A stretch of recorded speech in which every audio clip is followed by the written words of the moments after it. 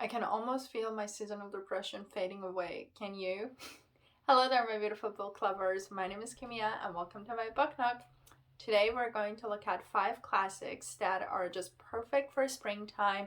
They're either happening in the springtime or they're about renewal, reborn, and just new experiences and coming back to life, realizing, learning, entering a different chapter and journey of our lives, and just, all in all about rebirth. And so let's get into them, shall we? We're going to start the list by a classic that screams spring, and that is The Secret Garden by Frances Hudson Burnett. This classic, it's about Mary, an orphan that she sent to live with an uncle of hers, and he lives in this huge mansion that has hundreds of doors. There's a secret behind every single door, and there's just so many things happening, and she is told to stay inside of the house and just try to be a good child. But she's a child, so she's not going to be a she is good, but she's not going to just sit still and do nothing. Her uncle, he's mostly working in his office, not really bothering with her. So she started to go through all of these doors, different rooms, and try to discover what's happening behind every single door. But then there is 2 other aspects to this whole house.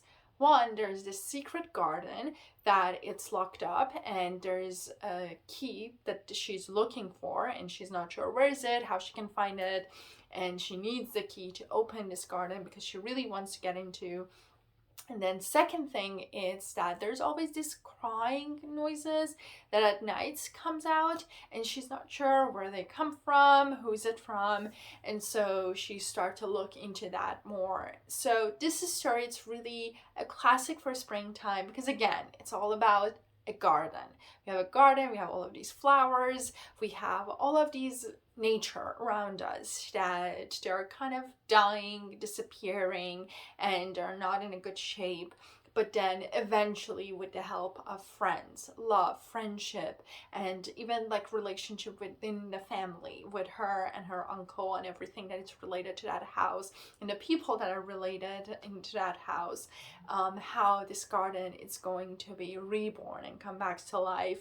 And it's really about the importance of all of these little aspects. The reason that it's a perfect read for springtime, in my opinion, other than the aspect of the garden, is just because it's one of those nice, quiet children's book that reminds you of how important it is to be curious, to sometimes look outside of the box, how important it is to sometimes reach out that hand of friendship to another person, how try to see the other's point of view and perspective, how important it is to help people that might not seem that they need help, but it's actually very crucial for them.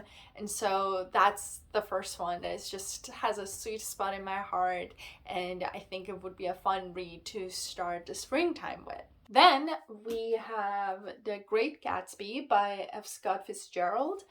This book, the reason that I kind of think it's a perfect match for springtime, it's because first we start with Gatsby. He's a person that we're really not sure who he is, where he comes from, but the story that he says is that he used to be a poor child and eventually he meets this rich man, and then he build his own empire with the help of this old man, and he's reborn and he is coming back now very rich. He's living in Long Island. He's throwing all of these massive huge parties that everybody is coming from all around New York, and they're all just like, it's Gatsby, the Great Gatsby, that they want to be a part of, even though like his parties to be a part of, but they don't really care about Gatsby himself per se. It's really about the glamour and roaring 20s of New York. And then we have Daisy Buchanan that Gatsby is desperately in love with, and he's always looking at that green light, and it's always waiting for her to show up at his party. And the reason that I think this book it's a great match for springtime, it's that we have those elements of course the flower, the room filled with flowers and all of that it's springy time, but in more than that, it's about the rebirth and the reinventing Gatsby and his obsession with Daisy and everything that it's related with that, and really realizing that how toxic that obsession can be. And it's really about the importance of friends, the people that we actually call friends and the people that are actually our friends, and the importance that they have in our lives. And I feel because of that, it's such a fun read in a sense for spring, because it's short, you can get through it super fast, but it's a story that reminds you of the importance of life. Then we have Awakening by Kate Chopin. This book, it's actually, for me at least, this version, it's The Awakening and a collection of other short stories. And I found this one day when I was at Barnes and Nobles, as usual, and just like looking around, and I was not sure which book to get. And I always like to go through the classics and the fictions and just like look for those books that are not really showy and might come out to be the gem. And this one really is. And actually the clerk that was there, she was, by the time that she saw this, she was like, oh, this is a great one, you're gonna love it. And I really did enjoy it. It's a book that it's so ahead of its time. This story, and like all of the stories, especially Awakening, it's about women who are not happy with their marriage and the living style that they have, to how it's expected from them to stay home, to be a good wife, to be a good mother, take care of their children's, and they're just really not happy about that. And it's again about the rebirth and the transformation, that how back then, especially when all these novels and stories were written about women who were all about love, finding the husband, being the perfect wife, being the perfect mother, and really matching all of those roles. This one stand out, and there was a lot of dramas going on about it, that people were very, very not happy, some people, about the fact that it's talking about that how actually there were women who were not really matching all of these roles and were not happy about it, didn't wanted it, or thought they wanted it, but then by the time that they were facing it, they were not really happy about it. So I enjoyed it so much because it has that element of lush nature around you and the environment that it's setting in, and you have the beach and the warm weather and the flowers, but you also see it within the people, that how they start from a very sad sort of a situation and they're depressed, they're really unhappy about their lives, and then they transform and they're trying to find out how to be happier and how to blossom and enjoy life better, and how to realize that it doesn't really matter what the society expect from you, but it's really about what you expect from yourselves and what you want to have for yourself. And so it's it really again goes with the theme of just blossoming within yourself. And so because of that, highly recommended. Again, this is another one that is super short. You can get through it quickly, because I feel that's a good thing about spring. We're coming out of our little cocoons in the caves that we were stuck in, especially depending on where you live. If it has been very cold and dark for the past 3-4 months, now it's time to come out, to start slow with short stories and books that you can get through them super fast, to get back to that rhythm of reading faster and faster. And because of that, this is the book for it. Then we have The Sun Also Rises by Ernest Hemingway. Funny enough, I actually read this book a couple of years ago during spring semester, and I remember how much I enjoyed it. This story, it's about a group of American and British people that are following this bullfighting group from Paris to Spain. And the main two characters that we have, Jake and Brett. Jake is a veteran from World War I, and he has been injured, and he's madly in love with Brett, but because of his injury and also Brett not being able to make up her mind and her issue, they're really not able to get together. And the story is really about the effects of war, about love, relationship, about how our past is always with us, no matter how much we try to avoid it, to erase it, to run away from our demons. It's always there and a part of ourselves. And so this book, it's not a happy one, really, but it's not really sad either. It's really about coming to peace in term with the fact that our past is part of us and we should just accept it and try to make peace with it and try to move on while not trying to run away from it. And so because of that, again, it very much matches with that theme of rebirth and transformation and making a new life for ourselves and coming out of the cocoon, being reborn. Because of that, I feel it's a very fun read for spring. Again, fun in a sense of you're looking for a short book, you're looking for a book that it's about transformation, you're looking for a book that it's about humans and their connection and all of those warm feelings that you get because of love, lust, and everything in between of that, but also all of those sad feelings that comes with it, that again, it's a part of it. And so that's the reason this book, it's a perfect match for that.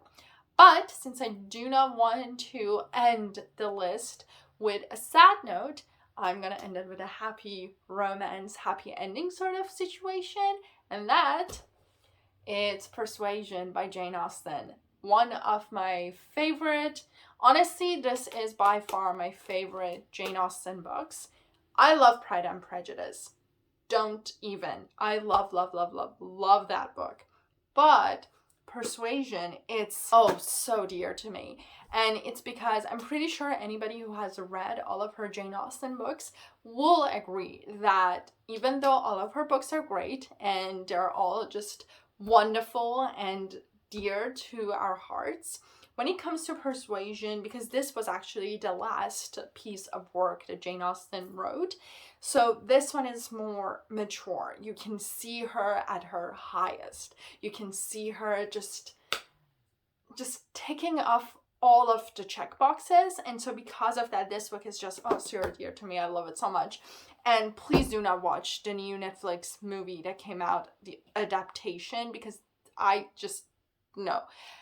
But this story, it's about Anne. She's a 27-year-old girl that was in love with Frederick Wentworth, and they really were in love. They wanted to get married, and she just loved him so much. But her family were like, this boy has nothing and you should not marry him because no, he cannot provide for you, it's not gonna work. And because of that, despite the fact that how she was feeling, how he was feeling, she decided to say no to him. Years passed, now she's 27, she's not married, and she's kind of living that sad spinster life back then. And eventually she came across Wentworth, and now he's a captain. He's like wealthy in a sense, had made name and fame and sort of like wealth for himself. And she is just so ashamed, and so ashamed in a sense of that, like when he comes back, everything comes back, all the feelings that was there. And she's just so sad that she listened to others and she was not able to make up her mind and stay with her own instincts and her love and his love and stay with him. And so because of that, she feels kind of ashamed, and she also believes that he hates her because or doesn't love her anymore because of everything that happened. And Frederick also doesn't really show any sign of emotion or the love that he felt one day for her. And so she's 100% sure that it's over and there's no way for them to be together. But then we have this reborn and rebirth of their emotions and their relationship. And first of all, happening during springtime, there's all of these lush, beautiful English countrysides and all the flowers and the fields, and so all of the good feelings. But we also have these two people coming to terms and coming back together and realizing that yes, years has passed, yes, they had made some mistakes, but at the end of the day, their love, their feelings, and everything that they had, it's so much more important, and it's there. And so it's such a great book. Honestly, like, I enjoyed reading it so much. I read it so fast. Again, going back to the term of like being a sort of a quick read, and it's just it's a perfect book for springtime. And with that was all for today. Hope you enjoyed this video. Let me know if there's a book that you like to read during springtime that gives you all those flowery and like happy feelings, or it's a book that it's about reborn and transformation, or it's just a quick read that you think it's a perfect match for springtime. And until the next video, happy reading.